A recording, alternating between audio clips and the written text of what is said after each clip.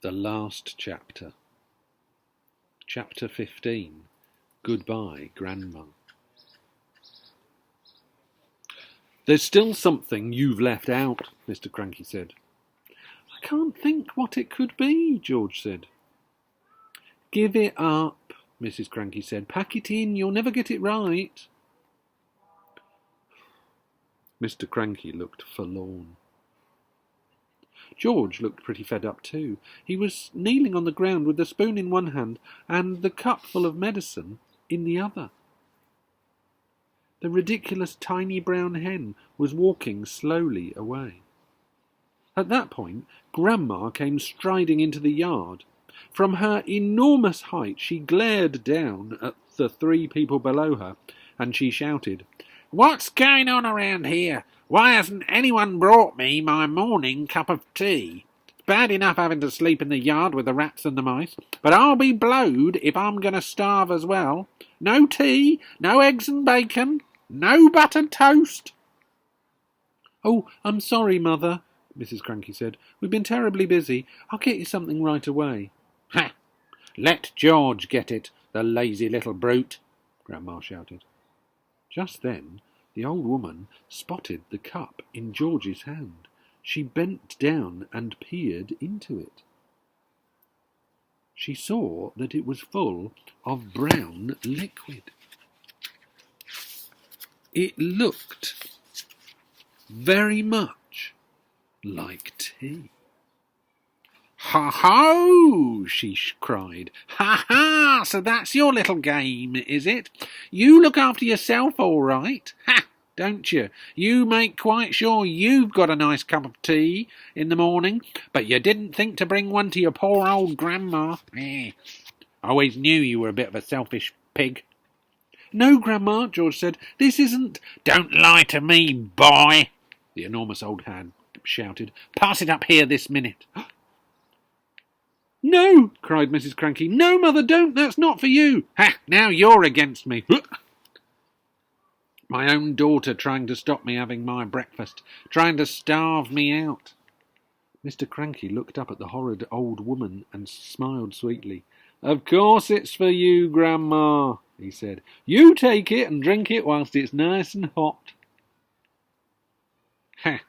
Don't think that I won't," Grandma said, bending down from her great height and reaching out a huge horny hand for the cup.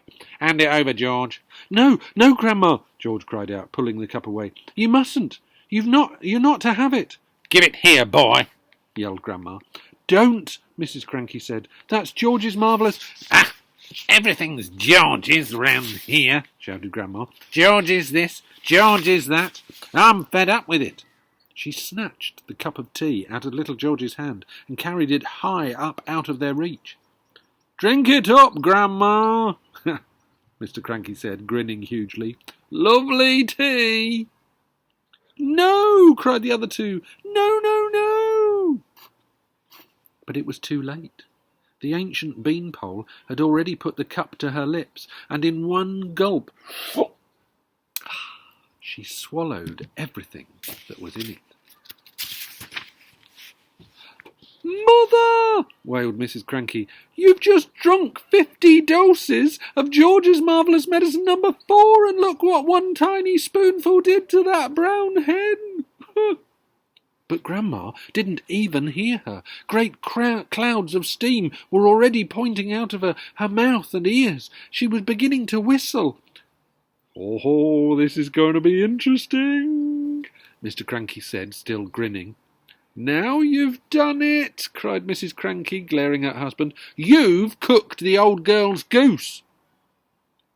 "I didn't do anything," Mr. Cranky said. "Oh, yes, you did. You told her to drink it."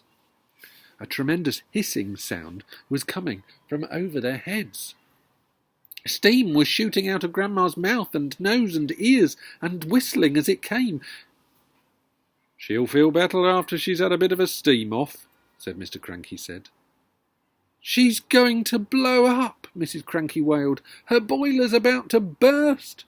"Stand clear," said Mr. Cranky. George was quite alarmed. He stood up and ran back a few paces. The jets of white steam kept squirting out of the skinny old hag's head, and the whistling was so high and shrill it hurt his ears. "Call the fire brigade!" called Mrs. Cranky. "Call the police! Man the hose pipes!" "Oh, too late," said Mr. Cranky, looking pleased. "Grandma!" shrieked Mrs. Cranky. "Mother! Run to the drinking trough and put your head under the water." But even as she spoke, the whistling suddenly stopped, and the steam disappeared. That was when Grandma started to get smaller. She'd started off with her head as high as the roof of the house, but now she was coming down fast. "Oh, watch this, George," Mr. Cranky shouted, hopping around the yard and flapping his arms. "Watch what happens when someone's had 50 spoonfuls instead of 1. Very soon Grandma was back to her normal height. "Stop!" said Mrs. Cranky. "That's just right." But she didn't stop. Smaller and smaller she got. Down and down she went. In another half a minute she was no bit bigger than a bottle of lemonade. "How do you feel, Mother?" asked Mrs. Cranky anxiously. Grandma's tiny face still bore the same foul and furious expression. Now that the little keyholes, her eyes were no bigger. She was blazing with anger. "How do you feel I feel?" she yelled. "How do you think I feel? How would you feel if you'd been a glorious giant a minute ago and suddenly you're a miserable midget?" "Oh, she's still going," said Mr. Cranky gleefully. "She's still getting smaller." And by golly, she was. When she was no bigger than a cigarette, Mrs. Cranky made a grab for her. She held her in her hands and she cried, "How do I stop her getting smaller still?" "You can't," said Mr. Cranky. "She's had 50 doses, the right amount." "I must stop her," Mrs. Cranky wailed. "I can hardly see her as it is." "Catch hold of each end and pull," Mr. Cranky said. By then Grandma was the size of a matchstick, and now shrinking fast. A moment later she was no bigger than a pin, and then a pumpkin seed, then... "Where is she?" cried Mrs. Cranky. "I've lost her." "Hooray!" cried Mr. Cranky. "She's gone. She's disappeared completely," cried Mrs. Cranky. "That's what happens when you're old and grumpy and bad-tempered," said Mr. Cranky. "Great medicine of yours, George." George didn't know what to think. For a few minutes, Mrs. Cranky just kept wandering around with a puzzled look on her face, saying, "Mother, where are you? Mother, where have you gone? Where have you got to? How can I find you?"